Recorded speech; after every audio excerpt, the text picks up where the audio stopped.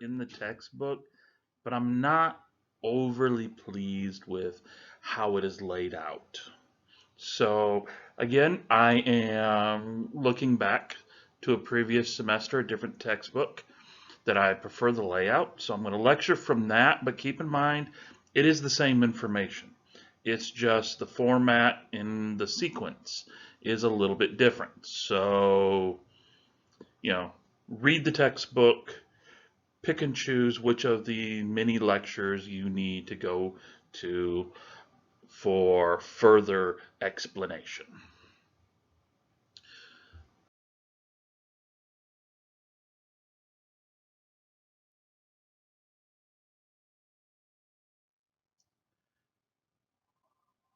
It's amazing.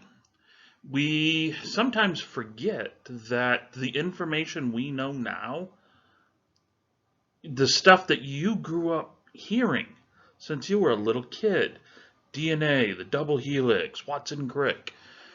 I mean, you've heard it since you were probably elementary school, junior high biology classes. But it wasn't that long ago, really, that we didn't have a clue. Watson and Crick publish their information back in the late 50s. Okay, you go a decade before them. We had no clue. I mean, it's within the lifetime of your grandparents. We finally learned the truth. Your parents, me, my age, yes, we knew the truth, but we didn't understand it fully. I junior high school in the 80s. We knew DNA, but we were still trying to learn exactly how the different components of DNA, what's going on with the introns, what's all the different sequences that allow for, determination of not only if, but when a gene will be expressed. We were still learning that. Heck, we're still learning a lot of that now. So you go back to the time of, well, I mean, let's talk last chapter, chapter 13. We spent a lot of time talking and discussing Morgan and his work with fruit flies and his determination that genes, the information that is passed on generation to generation, is carried on a chromosome. He was able to determine this even though they still don't know what a chromosome was. They isolate them. They would break down the components. There's some there's some amino acids, so there's proteins. There's sugars, which we now know is the ribose, the deoxyriboses from DNA. They knew there was some nitrogenous compounds, which we now know as the nitrogenous bases, but they didn't understand how this was all structured together and how it functioned.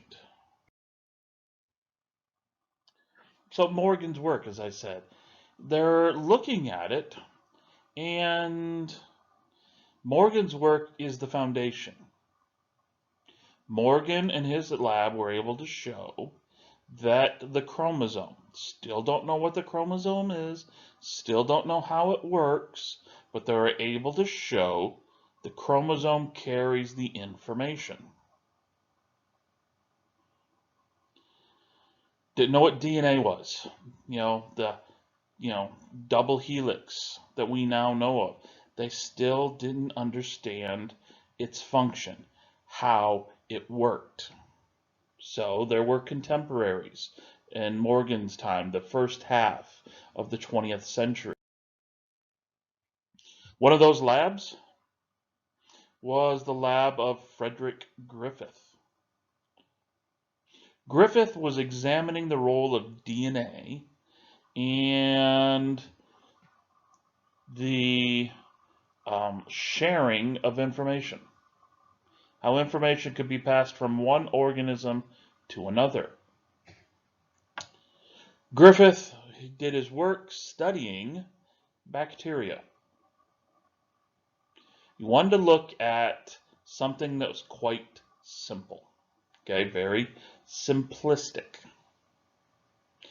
Part of the thing, a lot of Morgan's work, the detractors were saying was, oh, fruit flies are too complex, too complex.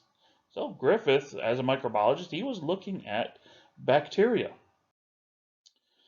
He was studying the fact that one bacterial species came in two forms. These forms, they refer to them as strains. One strain was a killer, the other strain was not a killer. Same genus species, two strains.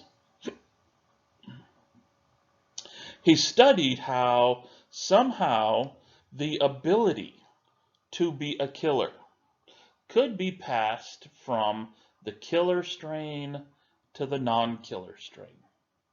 Griffith referred to this as transformation. The non-killer strain was transformed into a killer. His experiment, in a nutshell, as you see here from this figure. He took strain S, okay? It's Streptococcus pneumonia is the bacterial genus species. Strain S, as we see here, strain S had a covering, okay? A slime layer. The slime layer meant that the mouse's immune system, when it's injected in, would kill the mice. This bacteria would be able to kill the mice because the mouse's immune system couldn't kill it. To kill, the macrophages, the neutrophils, have to be able to grab a hold and phagocytize. Remember phagocytosis from an earlier chapter? Phagocytized, kind of like, think Pac-Man, waka, waka, waka, waka, waka. And the little pellets are the bacteria. The macrophage comes, eats, kills, bacteria, dead, gone, removed, except if there is the slime layer. The slime layer protects, makes it so the macrophage can't grab a hold. The bacteria will overwhelm the mouse, mouse dies. You look here, the other strain, the non-killer, was R. R strain, no slime layer. When it's injected in the mouse's immune system, the macrophages can kill it, remove it, all is good. But over here, if we take S and we kill it, it modifies the slime layer, and it also kills the cell.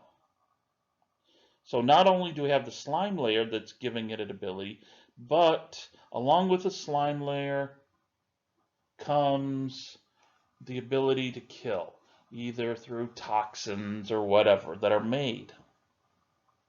So dead bacteria, slime layer broken down, mouse lives. So it's not just the mere presence of strain S being there. It's strain S has to be there, and secondly, strain S has to be alive so they can actively do damage to the mouse and kill it. The fourth set of mice, dead S, living R. Dead S, living R separately have been shown to be non-killers, but the mouse still dies.